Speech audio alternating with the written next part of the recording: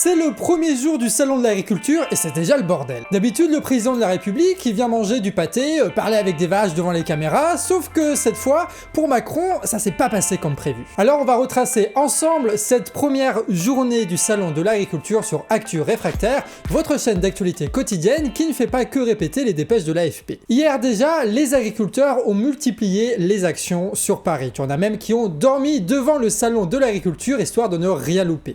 Les ministres sont venus avant Macron pour vérifier que tout était conforme niveau sécurité, et le président il est allé de sa petite polémique en lâchant une phrase, tu vois, genre oui si on mange mal c'est parce qu'on a un abonnement Netflix quoi. Rappelle, le gars quand même, il habite dans un palais.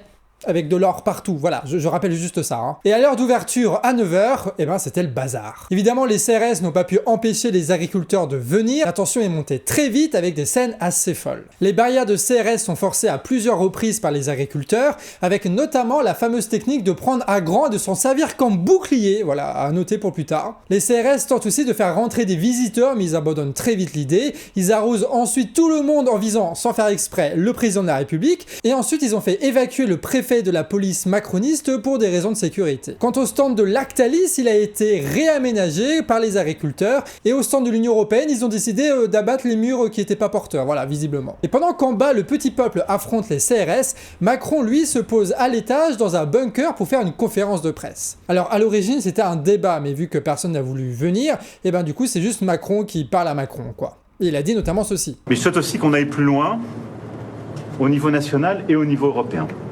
En effet, une mission parlementaire a été lancée, mais si on veut vraiment répondre à la question du revenu, on doit protéger le revenu agricole. Et donc, dans chaque filière, on sait qu'on a un indicateur maintenant qui doit être construit.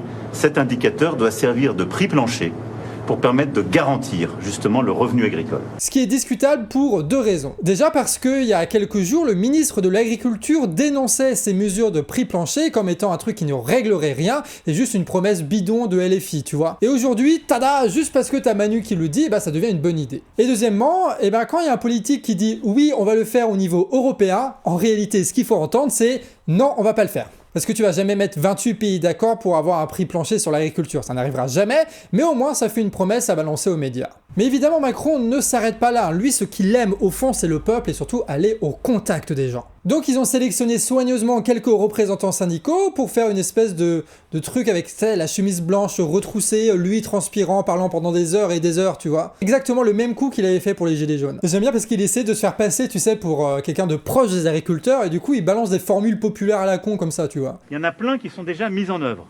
On va continuer à fond la caisse sur la simplification. Encore une fois, le mec habite dans un palais en or, hein, je précise. La question c'est combien il a payé McKinsey pour trouver cette formule-là. Dans son discours, il a beaucoup été sujet aussi des exportations agricoles. Parce que la réalité, c'est que ça n'existe pas. Moi, je veux bien qu'on ferme les frontières françaises, mais bon courage, on n'exportera plus rien. Je veux bien qu'on ferme les frontières françaises, mais c'est pas notre modèle agricole parce qu'on n'est même pas autonome pour nourrir nos bêtes. Je veux bien qu'on ferme la frontière française, mais c'est pas comme ça qu'on ira de l'avant. En gros, il dit à raison que si on veut réguler les importations agricoles en France, il faudrait aussi réguler les exportations françaises agricoles.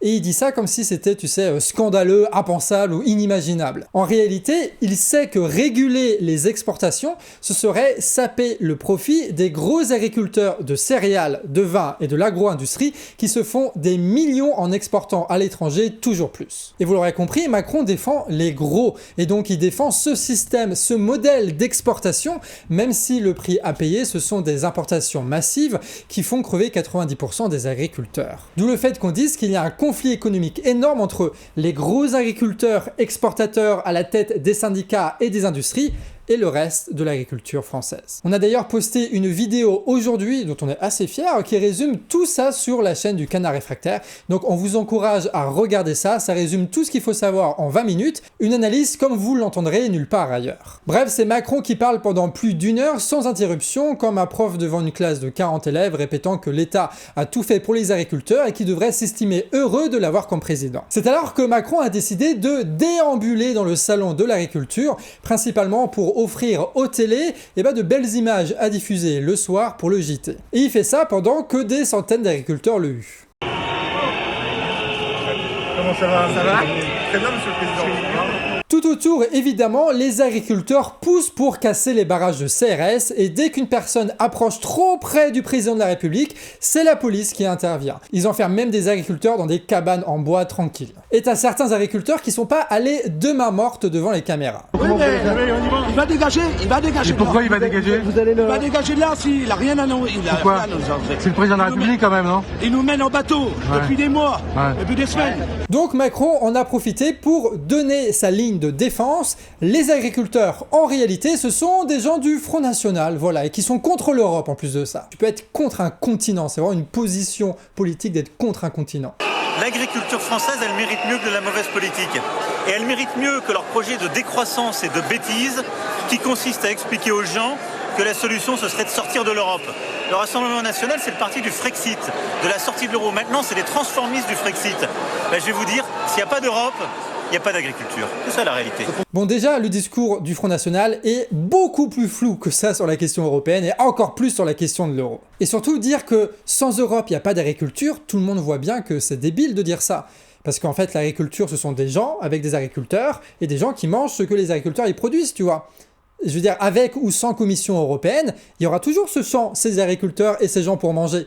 Donc c'est pas une question d'Europe ou pas d'Europe, d'institution européenne ou pas d'institution européenne, c'est savoir comment est-ce qu'on gère la production. Sur le côté Front National, il faut quand même noter que la coordination rurale, hein, vous savez avec les bonnets jaunes là, bah hier ils ont fait une opération de com avec la Marion Maréchal Le Pen, tranquille, histoire de bien alimenter la récupération politique et la division du peuple. Des actions de cadres opportunistes qui ne représentent évidemment pas l'intégralité des agriculteurs. Vraiment, faut sortir ça de la tête. Dans ce salon, en tout cas, il y a eu des discours qui ont été assez stylés et étonnamment, c'est pas ceux d'Emmanuel Macron. Monsieur Macron, je vous le dis, vous n'allez pas rester longtemps en place si vous continuez comme ça. Vous pensez finir votre mandat, je pense que vous n'allez pas le finir.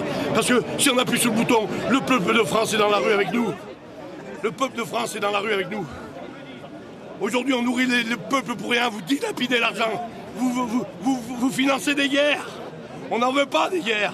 Au début, Macron était dans le hall 1 avec les animaux, il a ensuite voulu passer dans le hall 4 pour manger tranquillement, tu vois, et il s'est fait exfiltrer comme ça par la police pour faire ça. Et devant le hall 4, eh ben, tu avais une armée de CRS qui empêchait les agriculteurs de pouvoir passer, et du coup, ils ont brandi un cercueil en l'air, ils ont chanté la Marseillaise. Un cercueil qui a été utilisé ensuite comme un bélier contre la police, avant de scander ce slogan qui me rappelle quelque chose, tiens. D'ailleurs, le militant gilet jaune Richie Thibault a été placé en garde à vue, son tort avoir dit ceci. N'oublie jamais que nous sommes dans le pays de la Révolution française, le pays qui fait tomber la tête des monarques.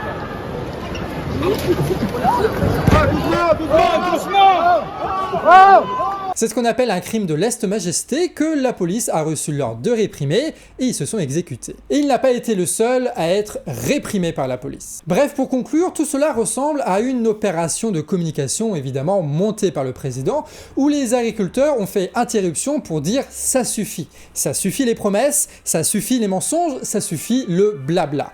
Les annonces faites sont toujours en dessous des attentes, c'est pas ça qui va résoudre la crise économique, ce qui risque de pousser les agriculteurs à continuer leur action avec ou sans les syndicats. Et tout cela, on l'explique longuement sur la chaîne Canard Réfractaire, donc n'hésite pas à faire un tour si tu veux avoir un avis détaillé sur le sujet. Et évidemment, on vous tiendra informé de l'évolution du mouvement, comme toujours, sur les émissions quotidiennes d'Actu Réfractaire. Et si vous pensez que notre travail est utile, vous pouvez le soutenir sur Tipeee avec un don mensuel, c'est ce qui va nous permettre de nous développer et de garder notre indépendance. Sur ce, bon week-end à vous et à lundi.